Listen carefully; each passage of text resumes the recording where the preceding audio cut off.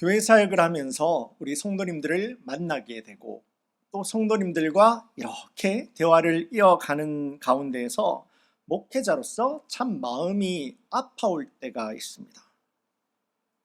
제 가슴이 그렇게 아픈 것이 지금 내가 만나서 대화를 하고 있는 이 사람의 형편은 속절없이 그 마음이 무너지고 있고, 그래서 믿음도 함께 무너져 가고 신앙의 방향은 갈 바를 알지 못해서 내 마음을 여기 줬다가 저기 줬다가 또 다른 데 줬다가 그의 마음은 왔다 갔다 하고 있는데, 제가 그 순간에 그분을 위해서 도와줄 수 있는 것은 없다라는 거죠.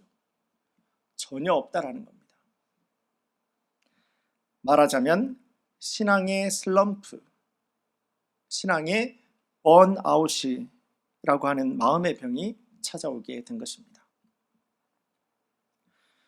고등학교 시절부터 예수님을 인격적으로 만나서 쭉 신앙생활을 잘 계속해온 한 여자 집사님과 대화를 나누는 그런 기회가 있었습니다.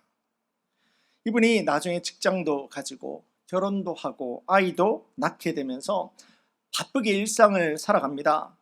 그렇기 때문에 나에게는 신앙의 슬럼프나 우울함이나 두려운 마음 같은 것은 생각해 본 적이 없습니다 라고 이야기를 하였죠.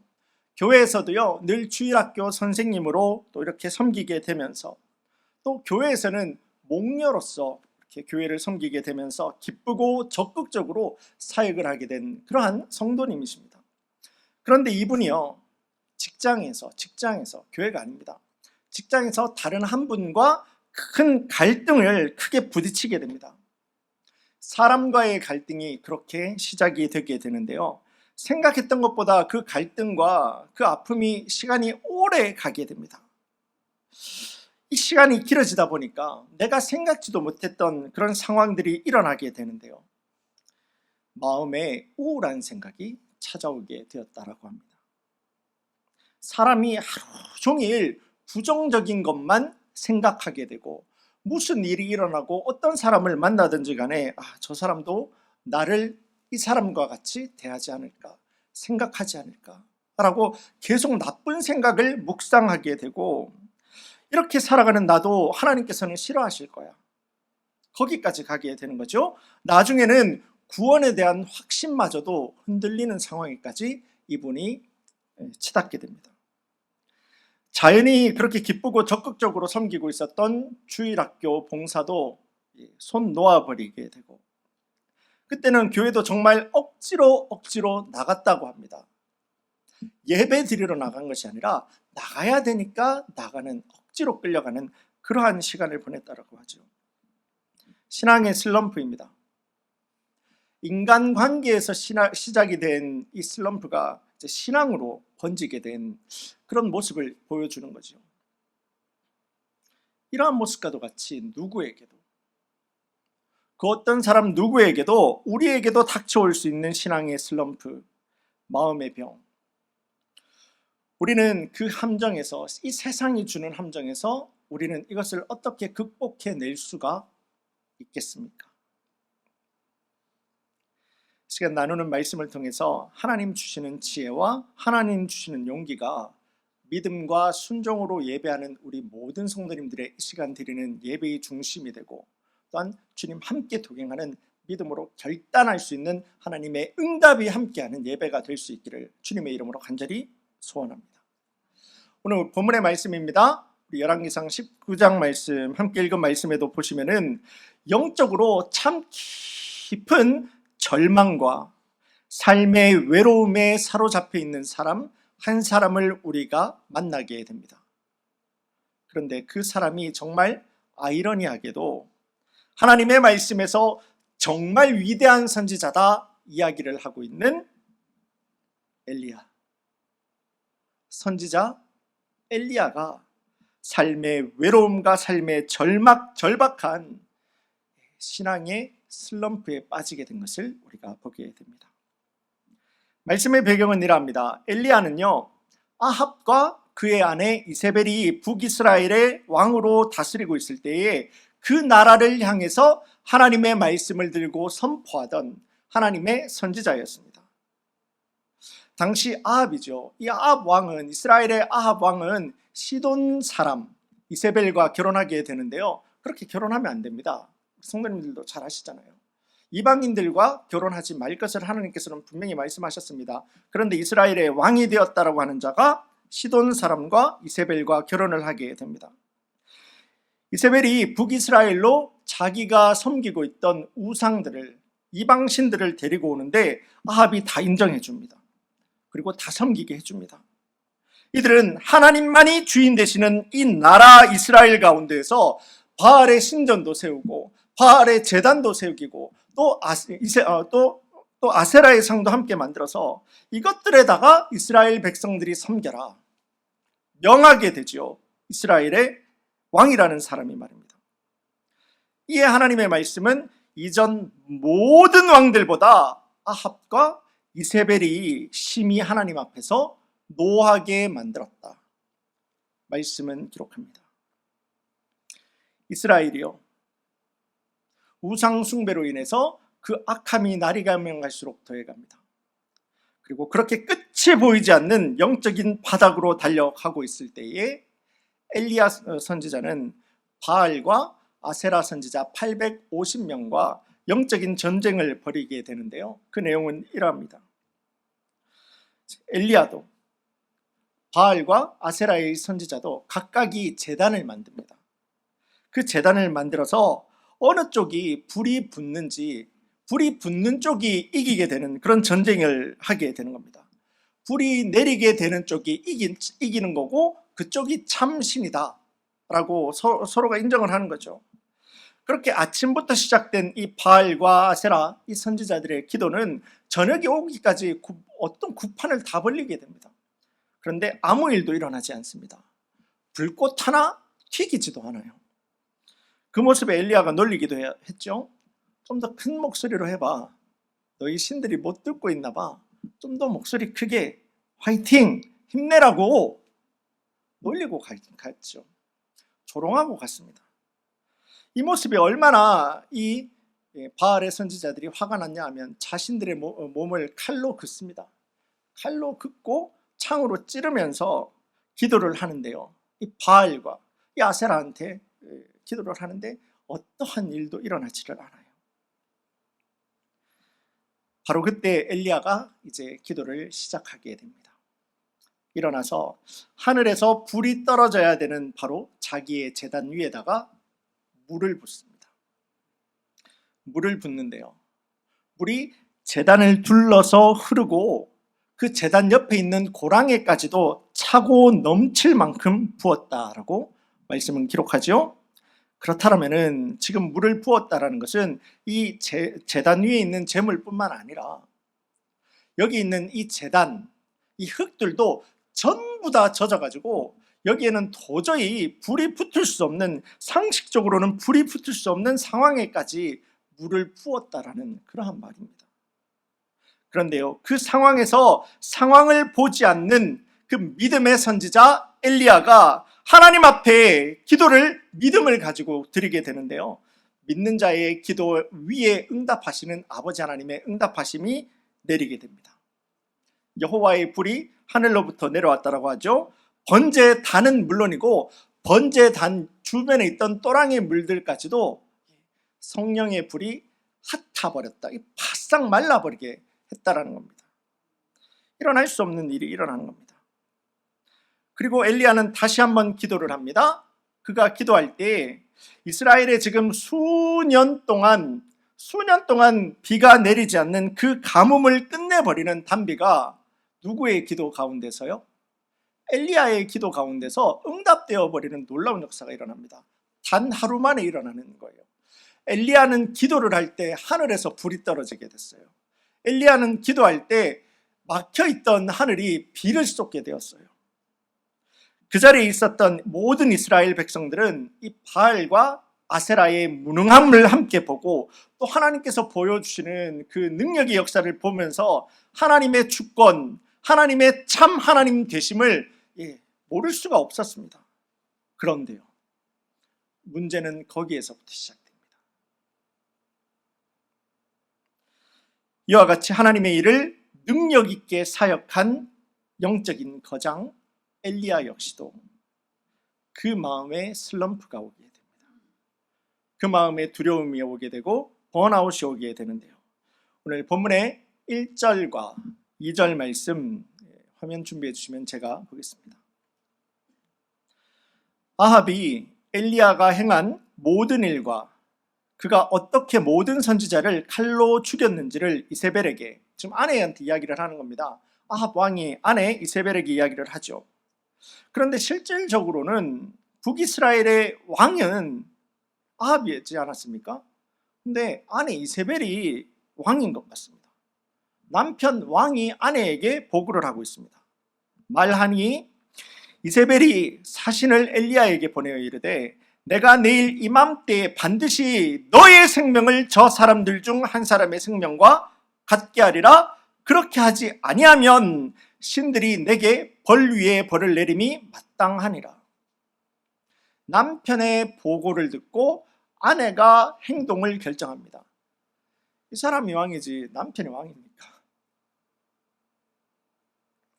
내가 섬기는 우상의 선지자 850명이 죽었다 라고 하는 소식을 들은 이세벨은 엘리야를 죽음으로 압박하게 됩니다. 내가 너를 내일까지 반드시 죽이리라. 그런데 이 말이 정말 엘리야의 마음에 큰 위협이 되었던 것이, 이세벨은요 실제로 하나님의 선지자를 잡아다가 죽인 이력이 있었던 그런 사람이었습니다. 바로 그 위협에 마음에 두려움을 가지게 됩니다. 한 사람이 말하는 그 한마디에 그가 기도할 때 하늘에서부터 불이 떨어졌으며 그가 기도할 때 하늘을 열어서 비를 내리게 했던 영적 거장 믿음의 선지자가 마음에 한 사람이 이야기하는 그 한마디 때문에 두려움에 사로잡혀 버리게 된 겁니다. 그래서 내가 이때까지 의지하고 순종하였으며 내가 이때까지 믿고 기도한 세상의 참신 되시는 하나님의 기적과 하나님의 그 능력의 손을, 사람의 두려움이 내 마음 가운데서 들어오게 될 때 영적 거장 엘리야라고 하는 사람이 하나님의 손을 슬그머니 놓아버리게 됩니다. 왜요? 내가 이 손 계속 잡고 있다 보면은 하나님이 나를 저 악랄하고 저 무서운 사람 이세벨과 붙이실까봐, 나로 하여금 이세벨과 또 싸우게 하실까봐, 내가 우상 선지자 850명은 감당할 수 있는데 저 사람 이세벨 하나는 감당하지 못해낼 것 같으니까 내 마음이 두려움이 오니까, 어려움이 오니까 내가 하기 싫은 거예요. 내가 지쳤다라고 이야기하는 거예요. 내가 졌다라고 이야기하는 겁니다. 그래서 내가 그렇게 살려고, 내가 살고자, 내 생각에 살고자 하나님의 손을 놓고 도망가 버리게 되는 겁니다. 북이스라엘을 향해서 사역했던 선지자라고 있습니다. 그리고 이 850명과 영적인 전쟁을 벌였던 곳은 어디라고요? 갈멜산이라고 하는 곳입니다. 이 갈멜산이 어딨냐면 이스라엘을 생각해 보시면은 가운데 사마리아가 있죠. 북이스라엘의 중심 사마리아에서도 북쪽 끝에 있는 지역이 바로 갈멜산이라고 생각하시면 됩니다. 거기에서부터 도망을 해서요, 말씀은 어디까지 갔다라고요? 유대 땅 브엘세바에까지 갔다고요. 브엘세바는 또 어디 있느냐? 이 남유다에서 예루살렘이 중심이지 않습니까? 그 남유다 예루살렘을 지나고도 끝까지 가야지 나오는 것이 브엘세바예요. 말 그대로 지금 엘리야는요 하나님의 손을 놓고 자신이 도망할 수 있는 끝에서 끝까지 도망가 버리게 되는 겁니다. 하나님을 놓아버리게 되는 겁니다. 내가 할 수 있는 모든 힘을 다해서 하나님으로부터 도망간 거예요. 그러고도 마음이 안심이 되지 않았는지 거기에다가 자신의 종은 두고 하룻길을 더 가서 광야에 있는 로뎀 나무 밑에서 쓰러지게 됩니다. 선지자가요 이렇게까지 도망한다고 몸과 마음이 얼마나 힘들었겠습니까? 그리고 하는 말이, 주님 이제 내가 살아온 것 여기까지 살아왔으면 넉넉합니다. 이만큼 살았으면 됐습니다. 이제는 내 생명을 거두셔도 됩니다. 나를 데려가 주시옵소서. 혹시 우리 성도님들 가운데서 이런 비슷한 기도하신 분들 있지 않으십니까? 저는 만나봤습니다. 그런데 제가 지금 드리고자 하는 말씀은요, 정말 죄송한 말씀을 드리고자 하는데 굉장히 멋있는 이야기 같아 보이지 않습니까? 나는 이제 평생 하나님의 은혜로 잘 살았습니다. 내 인생 이만큼 살았으면 됐습니다. 하나님, 나를 데려가 주시옵소서. 굉장히 멋있는 믿음의 이야기 같아 보이는 이 이야기가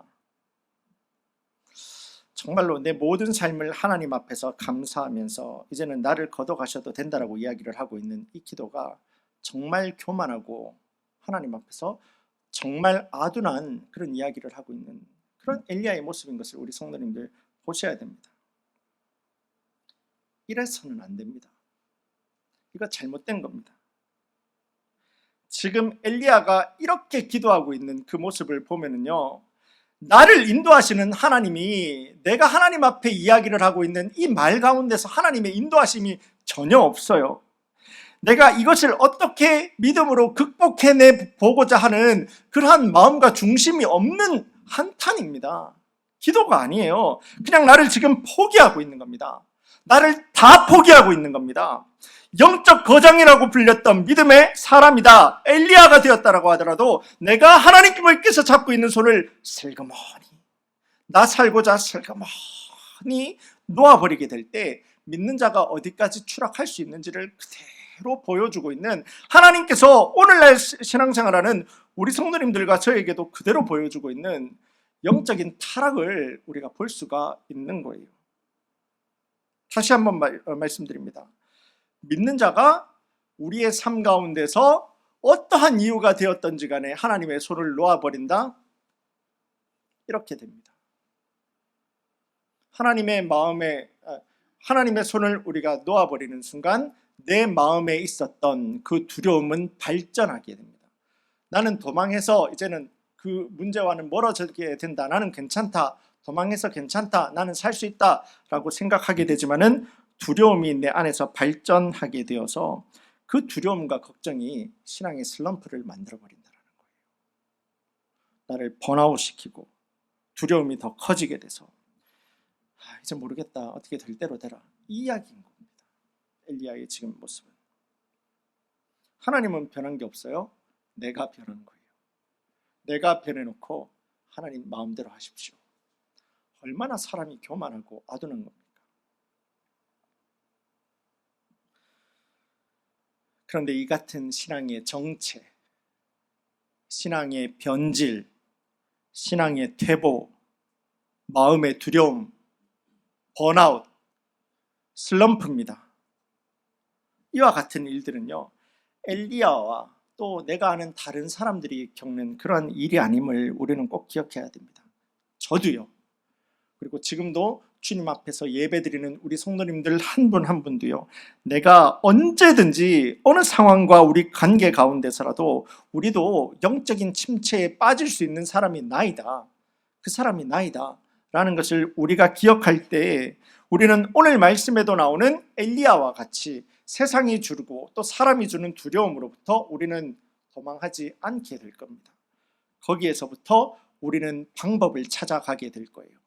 바로 그것이 사도 바울이 고백한 그의 신앙 고백이지 않습니까? 내가 선한 싸움을 싸우고 믿음의 길을 다 달려갔노라. 이게 우리의 목적이 되어야 되는 거지, 내가 도망하였노라 아니에요. 그렇다면 우리도 땅을 살아가는 가운데서 신앙생활하는 생활 가운데서도 우리는 만날 수 있는 신앙의 슬럼프, 번아웃, 두려움에 사로잡히지 않고 우리 성도님들은 우리는 어떻게 믿음으로 승리할 수 있는 자녀의 삶을 살아갈 수가 있겠습니까? 여러분들, 여기 앞에 여러분들의 삶을 옥죄는 두려움이 여기 있다고 한번 생각해 보십시오.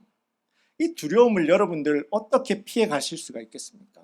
나는 어떻게 이것을 이겨낼 수가 있으시겠습니까? 말씀은 오늘 우리에게 바로 그 말씀을 보여주고 도전을 하고 있는 것입니다. 오늘 본문에 이어지는 15절과 16절 말씀, 15절, 16절 말씀입니다. 제가 보겠습니다. 여호와께서 그에게 이르시되 너는 다메섹에 가서 하사엘에게 기름 부어 아람의 왕이 되게 하고 너는 또 예후에게 기름을 부어 이스라엘의 왕이 되게 하고 너는 또 엘리사에게 기름을 부어 너를 대신하는 선지자가 되게 하라. 죽을 만큼 몸과 마음이 지금 힘들어서 지쳐 쓰러져 있는 엘리야를 찾아가셔서 구운 떡과 마실 물을 주셨지요.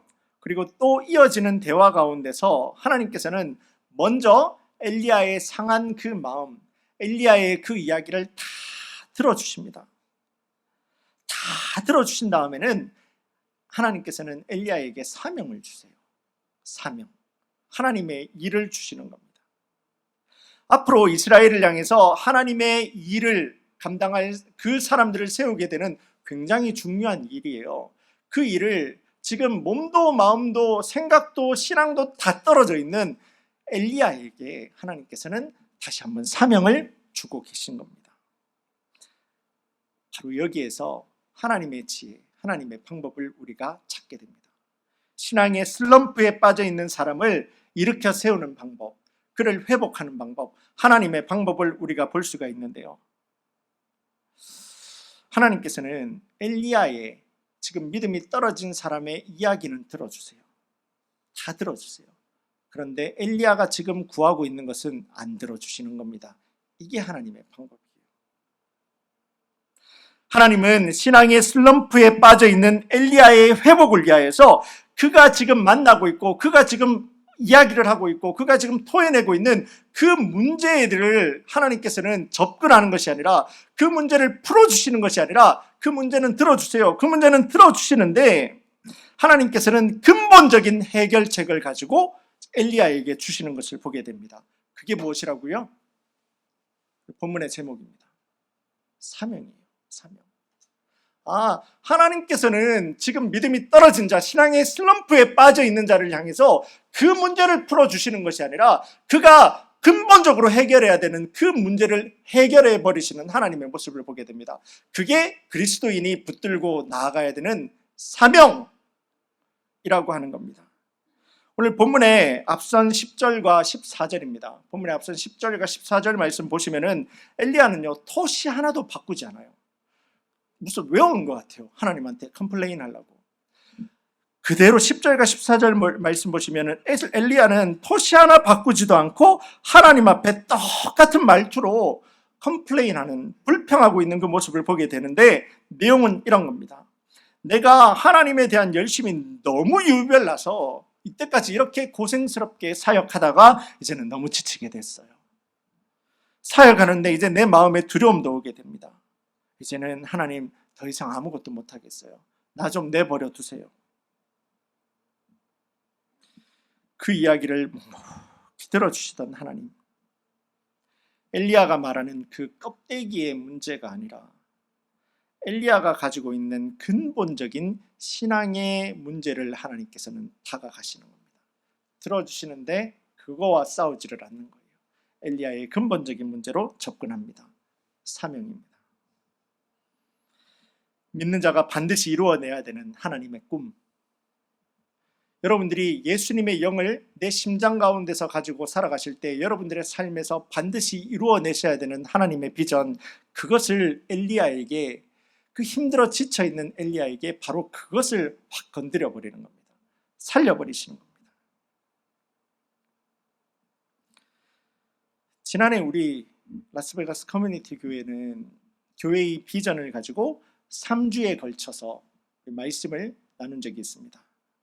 그 첫 시간에 예수님의 제자 되어 라고 하는 제목으로 말씀을 나누었었는데요. 그때 팬하고 제자의 차이를 우리가 본 적이 있죠. 성도님들도 기억하시는 분이 계실 겁니다. 팬이라고 하는 사람은요, 스타에게 내가 기대할 것은 없어지면은 그렇게 열광하다가도 미련 없이 떠나버리게 되는 것이 바로 팬입니다. 그런데 제자는 다르다고 했죠. 제자는요, 예수님의 제자는 예수님을 끝까지 따라가는 자, 그리고 예수님의 제자는 나를 부인하는 자.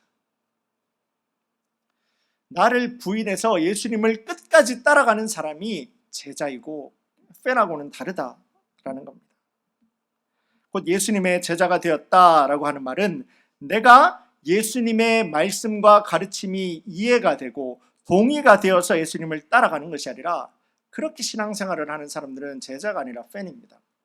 예수님은 우리를 제자로 부르셨지 팬으로 부르신 적은 한 번도 없습니다. 내가 예수님의 말씀이, 그 가르침이 이해가 되어서 따라가는 것이 아니라, 나는 오늘 그 말씀이 이해가 되지 않는다라고 하더라도 그 말씀 그냥 따라가는 겁니다. 그 말씀을 살아가는 거예요. 살다 보니까 내가 그때는 이해가 되지 않았지만은, 나를 꺾고 순종했던 제자의 삶을 내가 이렇게 살아보니까 하나님의 말씀이 이것이었구나. 그래서 그랬구나 라고 하는 것을 삶으로, 하나님의 말씀이 맞다라는 것을 내가 이해는 되지 않지만은 삶으로 살아서 순종해서 그 말씀이 맞다라는 것을 증명해내는 자가 제자입니다. 에콰도르에 있는 아우카족에게 복음을 전하러 갔던 짐 엘리엇 선교사님 이야기, 우리 지난번에도 한번 나눈 적이 있습니다. 그 짐 엘리엇 선교사님과 그 선교사님들의 친구들의 모습이 그러하지 않았습니까? 이 선교사님들은요, 그 아우카족, 에콰도르에 있는 그 원주민 이 아우카족을 전도하기 위해서, 복음 전가하기 위해서 그들 가운데 있는 그 다시는 비행기가 뜨지 못하는 모래톱 위에 비행기를 세우게 됩니다. 그때 복음을 전하러 왔는데 그 아우카족들에 의해서 예수님, 복음이라고 하는 그 단어 한 번도 사용해 보지 못하고 그 자리에서 전부 다 5분입니다. 그 자리에서 다 돌아가시게 됩니다. 그들이 그 죽음의 피를 흘린 그 자리는, 그런데요, 거기서 끝나지가 않아요.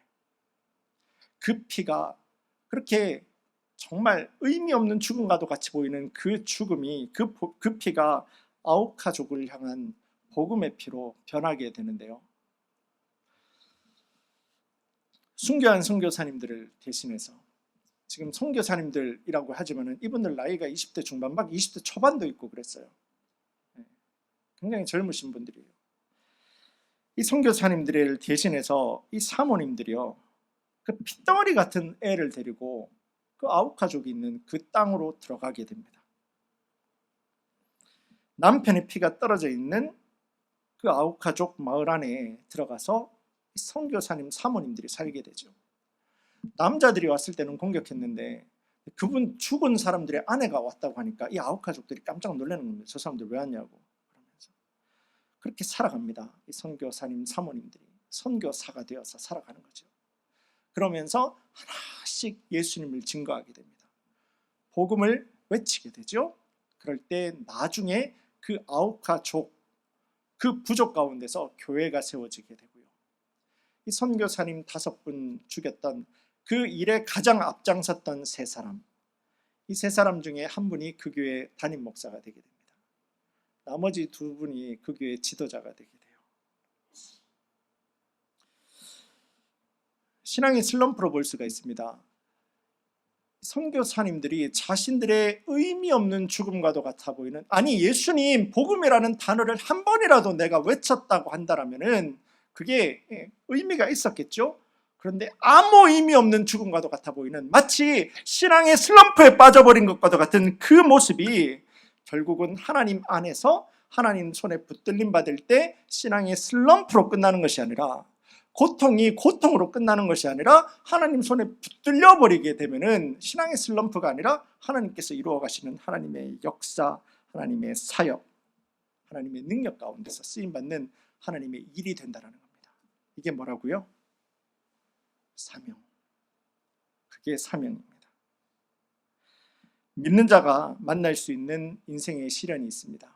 우리도 예수 그리스도를 믿는다라고 하지만은 우리의 인생이 때로는 불 가운데 걸어가야 되고 때로는 물 가운데 우리가 걸어가야 되는 두려움과 번아웃이라고 하는 그 고통이 우리에게 찾아올 때가 있어요. 그런데 고통이 아니라, 번아웃이 또 슬럼프가 슬럼프에서 끝나는 것이 아니라 그 일을 통해서 하나님의 일을 만들어 주시고자 하시는 그 귀한 통로로 쓰임 받을 수 있는 것은 우리가 사명을 알 때, 사명을 깨달을 때, 사명을 붙들 때, 우리가 순종할 때 하나님께서는 우리의 사명을 붙드는 믿음 가운데서 하나님의 일을 만들어 가시는 것을 보게 됩니다.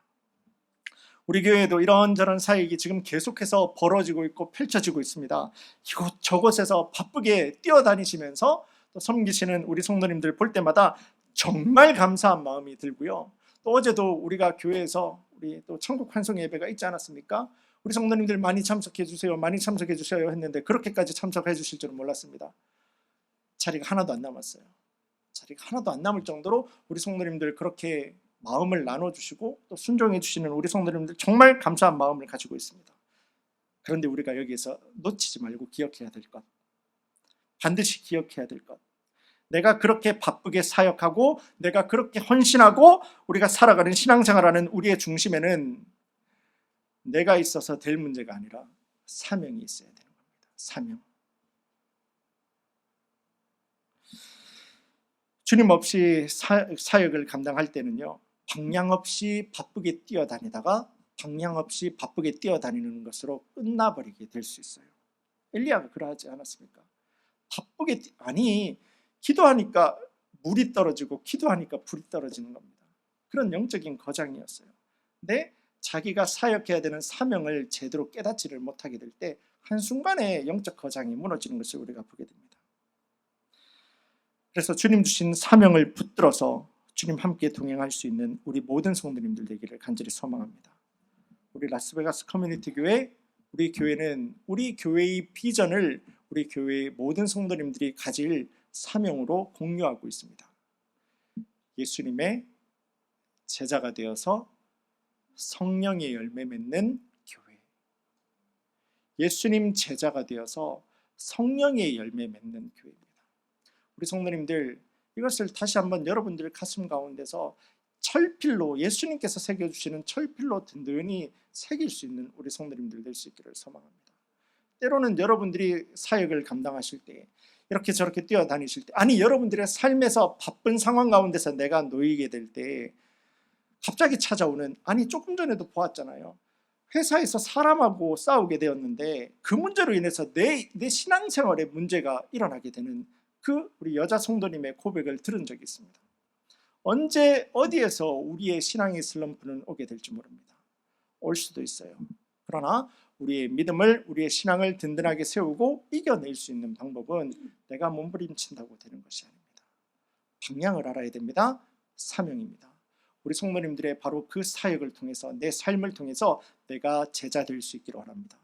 내 입술을 통해서, 손과 발을 통해서 예수님의 십자가가 보일 수 있기를 원합니다. 복음이 증거될 수 있기를 원합니다. 바로 그때 우리 성도님들의 슬럼프는 슬럼프에서 끝나는 것이 아니라, 고통에서 끝나는 것이 아니라 그 시간을 통해서 하나님께서 이루시고 만드시고자 하시는 아름답고 능력된 사역의 발판이 될 수가 있다는 겁니다. 중국의 한 고전을 보시면, 우리 화면 부탁드리겠습니다. 고전을 보시면은 거거거 중지 행행행 리각이라고 하는 말이 있습니다. 저기 한 단어가 오타가 나왔는데요. 말이 좀 어렵죠. 거거거 중지 행행행 리각. 이 말의 의미는 이런 것입니다. 내가 가는 중에 알게 되었고, 내가 행하는 중에 깨닫게 되었다 라는 의미입니다. 때로는 우리 성도님들 앞에도 내가 내 인생 가운데서 왜 이런 일이 펼쳐지게 되는지 도무지 이해하기 어렵고 동의하기 어려운 상황과 조건과 사람들을 만날 때가 있으실 겁니다. 그런데 도망하지 마세요. 도망가지 마세요. 거기에서 두려워하지 마세요. 놀라지 마세요. 떨지 마세요. 그래서 더더욱 하나님의 손을 슬그머니 놓아버리게 되는 그런 신앙생활하는 우리 성도님들 되지 않기를 원합니다. 믿음의 길을 놓지 마세요. 내 인생 가운데서 어떠한 두려움과 어떠한 내 인생 가운데 신앙의 슬럼프가 덮쳐온다라고 하더라도 가세요. 믿음의 행함을 행하세요. 바로 그때 하나님의 말씀만을 꼭 붙들고 은혜의 손만을 꼭 붙들고 주님 주시는 그 사명을 붙들어서 동행하는 우리 성도님들 가운데에서 하나님의 지혜가 우리 모든 성도님들 가운데 임하게 되실 때에 예수님의 제자가 되어서 성령의 열매로 주님 앞에 영광 돌리고 주님 주시는 평안과 평강의 삶을 풍성히 누리고 살아가는 우리 모든 라스베가스 커뮤니티 교회 성도님들 한 분 한 분 여러분의 삶과 기도의 제목이 될 수 있기를 주님의 이름으로 간절히 축원합니다. 다 함께 기도드리시겠습니다.